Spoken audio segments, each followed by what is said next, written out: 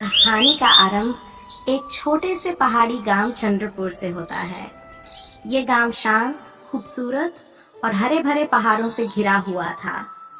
यहाँ के लोग सीधे साधे और खुशहाल जीवन जीते थे।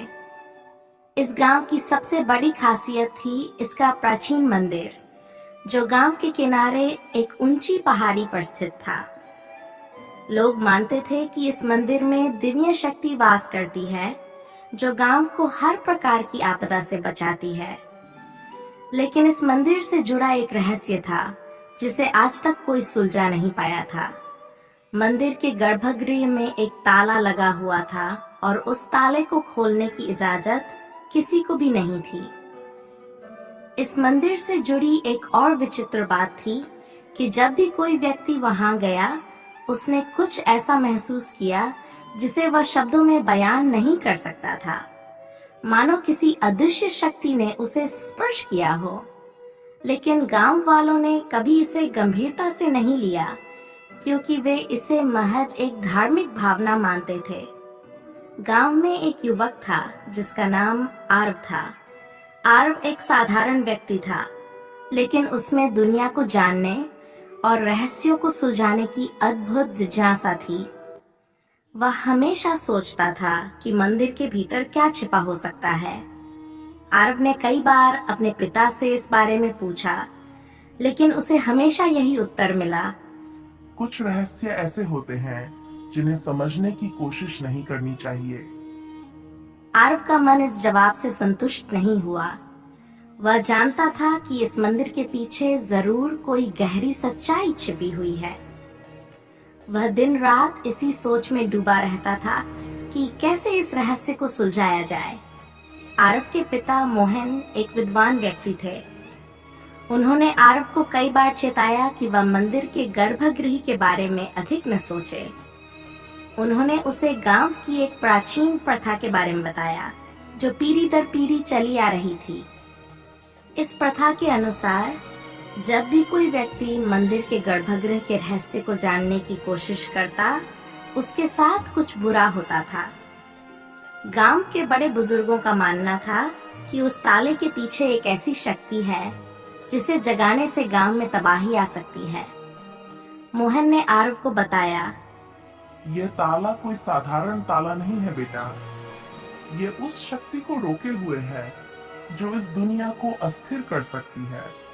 तुम्हें इसे कभी भी खोलने की कोशिश नहीं करनी चाहिए। लेकिन आरव के मन में इस बात से और जिज्ञासा पैदा हो गई। उसने सोचा कि अगर इस ताले के पीछे इतनी खतरनाक शक्ति है, तो उसे जानना और भी जरूरी है। आरव की जिज्ञासा धीरे धीरे एक जुनून में बदल गई। एक रात उसने ठान लिया कि वह इस रहस्य को सुलझाने के लिए मंदिर जाएगा, चाहे कुछ भी हो जाए।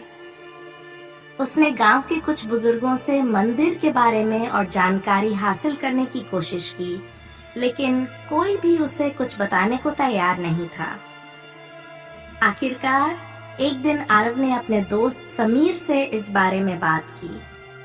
समीर ने आरव को समझाने की कोशिश की कि यह कोई साधारण मामला नहीं है और उसे इस रहस्य में खुद को उलझाना नहीं चाहिए। लेकिन आरव की जिद के आगे समीर भी हार मान गया और उसने साथ जाने का वादा कर दिया। दोनों ने मंदिर में जाने की योजना बनाई, लेकिन वह दिन सामान्य नहीं था। आसमान में काले बादल छा गए थे और गांव में एक अजीब सी खामोशी छाई हुई थी। रात के अंधेरे में आरव और समीर ने चुपके से मंदिर का रास्ता पकड़ा। जैसे ही वे मंदिर के पास पहुंचे, उन्हें वहां एक अजीब सी शांति महसूस हुई, जो दिल को दहला देने वाली थी।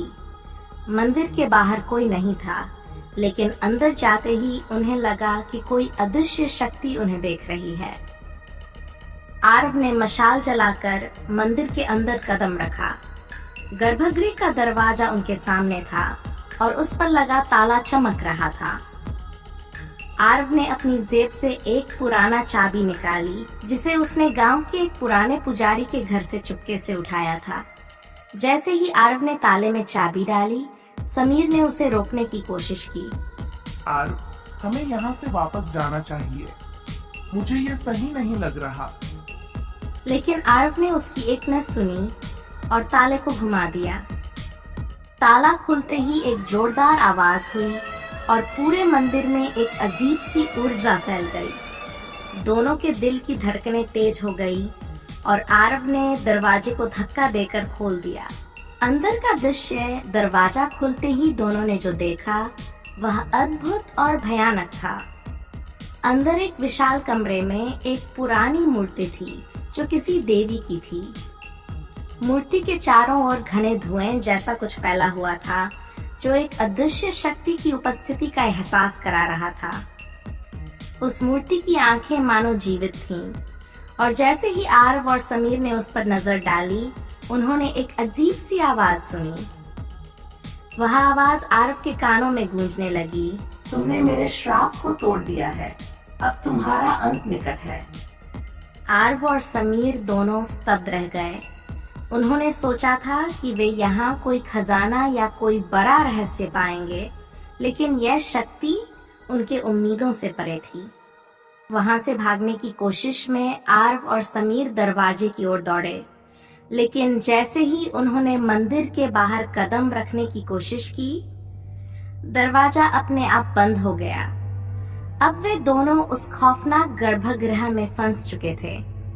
आरव ने डर के मारे समीर को देखा और कहा, ये क्या हो रहा है? हमें यहाँ से कैसे बाहर निकले? समीर ने भी घबराहट में कहा, मुझे नहीं पता, हमें इस जगह से बाहर निकलने का कोई रास्ता ढूंढना होगा। अचानक से मूर्ति की आंखों से एक तेज रोशनी निकली और वह पूरा गर्भगृह रोशन हो गया। आवाज और भी तेज हो गई, तुमने अपनी मृत्यु को बुला लिया है। आत्मा का सामना जैसे ही आरव और समीर इस खौफनाक माहौल से बचने का प्रयास कर रहे थे, मूर्ति के पास से एक परछाई निकली। वह परछाई एक मानव आकृति में बदल गई। उसका चेहरा विकृत और भयानक था। उसने अपने हाथों को आरव की ओर बढ़ाया और उसके मुंह से आवाज निकली, तुमने मुझे जागृत कर दिया है, अब मैं तुम्हें जाने नहीं दूंगा। आरव के पैरों तले जमीन खिसक गई। उसे समझ में नहीं आ रहा था कि यह सब क्या हो रहा है। उसने चिल्लाते हुए कहा, यह सब क्या है? हमें छोड़ दो। परछाई ने धीरे धीरे आगे बढ़ते हुए कहा, यह शक्ति वर्षों से यहाँ कैद थी, तुमने इसे मुक्त कर दिया है, अब तुम्हारी आत्मा मेरी है। समीर ने हिम्मत जुटाई और कहा, नहीं, हम यहाँ से बाहर निकलेंगे। आत्मा का रहस्य वह परछाई कोई और नहीं बल्कि एक पुरानी आत्मा थी जो सदियों से इस मंदिर में बंद थी। ये आत्मा एक प्राचीन राजा की थी जिसने अपनी ताकत और शक्ति के लिए अंधेरे जादू का सहारा लिया था। उसने अपने पूरे राज्य को श्रापित कर दिया था और अंत में उसे इस मंदिर के गर्भगृह में कैद कर दिया गया था। मूर्ति और ताले का उद्देश्य था उस आत्मा को कैद में रखना ताकि वह दोबारा इस दुनिया में तबाही न मचा सके, लेकिन आरव की जिज्ञासा ने उस आत्मा को मुक्त कर दिया था। आखिरी संघर्ष आरव और समीर ने उस आत्मा का सामना करने की ठानी। उन्होंने सोचा कि अगर वे इस मंदिर से बाहर निकल सकें तो वे गांव के लोगों को इस खतरे से आगाह कर सकते हैं, लेकिन आत्मा ने उनके सामने कई चुनौतियां खड़ी कर दी। मंदिर के भीतर समय और स्थान जैसे बदल गए थे। आरव और समीर बार बार उसी स्थान पर वापस आ जाते जहां से वे भागने की कोशिश कर रहे थे। उनकी हर कोशिश नाकाम हो रही थी और हर बार आत्मा का डरावना अट्टहास उनके कानों में गूंजता था। दोनों अब बुरी तरह थक चुके थे। समीर ने आरव से कहा, हमें कुछ सोचना होगा, यहाँ से बाहर निकलने का कोई और तरीका ढूंढना होगा। आरव ने अपनी चारों ओर नजर घुमाई। तभी उसकी नजर मंदिर के गर्भगृह में बने कुछ प्राचीन शिलालेखों पर पड़ी। उन शिलालेखों पर कुछ ऐसा लिखा था जिसे समझ पाना कठिन था, लेकिन आरव ने ध्यान से देखा तो उसे कुछ शब्द समझ में आने लगे। उस पर लिखा था, जो सत्य की शक्ति को पहचानता है वही इस श्राप से मुक्त हो सकता है। ये पढ़ते ही आरव के मन में एक विचार आया। वह समझ गया कि यह आत्मा अपने भीतर की अंधकारमय शक्ति से बंधी हुई है और उसे हराने का एकमात्र तरीका यह था कि उसे सत्य का सामना कराया जाए। आरव ने समीर की ओर देखा और कहा, यह आत्मा अंधकार से पैदा हुई है और इसे केवल प्रकाश से ही हराया जा सकता है। हम इसे बल से नहीं हरा सकते, लेकिन अगर हम इसे इसके ही अंधकार का सामना कराएं तो शायद इसे रोका जा सकता है। समीर ने आश्चर्य से पूछा, तुम्हारा मतलब क्या है? आरव ने धीरे से कहा, हमें इसे इसके बुरे कर्मों और सच्चाई का सामना कराना होगा। अगर यह आत्मा अपने ही अतीत की सच्चाई से रूबरू होगी तो शायद इसका शक्ति स्रोत टूट जाएगा। समीर को ये योजना खतरनाक लगी, लेकिन उनके पास कोई और विकल्प नहीं था। उन्होंने तय किया कि वे इस आत्मा को उसी के अतीत से सामना कराएंगे। आरव ने आत्मा से जोर से कहा, तुम कौन हो और तुम्हें किसने यहाँ कैद किया? क्या तुमने कभी सोचा है कि तुम्हारे अपने कर्मों ने तुम्हें इस स्थिति में पहुँचाया है? आत्मा का चेहरा विकृत हो गया। वह गुस्से से चिल्लाई, मैं एक महान राजा था। मुझे इस मंदिर में अन्यायपूर्वक कैद किया गया था। आरव ने शांत स्वर में कहा, लेकिन ये कैद तुम्हारे अपने कर्मों का नतीजा थी। तुमने अपने राज्य को तबाह किया, निर्दोष लोगों की जान ली और अपने लालच के कारण अंधेरे जादू का सहारा लिया। तुम्हें इस मंदिर में इसलिए कैद किया गया ताकि तुम और किसी का नुकसान न कर सको। आत्मा की आंखों में अचानक एक बदलाव आया।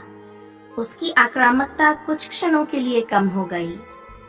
उसने कुछ सोचते हुए कहा, क्या सचमुच मेरे कर्मों ने मुझे यहाँ तक पहुँचाया? आत्मा की पीड़ा आरव और समीर ने देखा कि आत्मा अब संघर्ष कर रही थी। उसके चेहरे पर एक दर्द भरा भाव था, जैसे वह अपने ही अतीत से लड़ रही हो।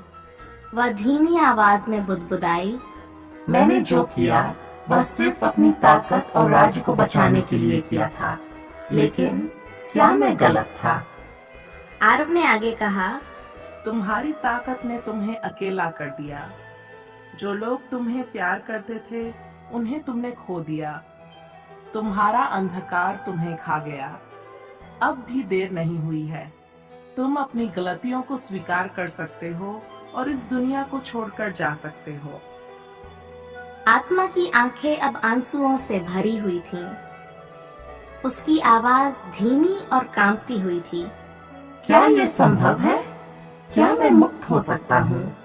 आरव ने सिर हिलाते हुए कहा, हाँ, लेकिन तुम्हें अपने कर्मों की जिम्मेदारी लेनी होगी और अपनी गलतियों को स्वीकार करना होगा। तभी तुम इस श्राप से मुक्त हो सकते हो। आत्मा ने एक गहरी सांस ली।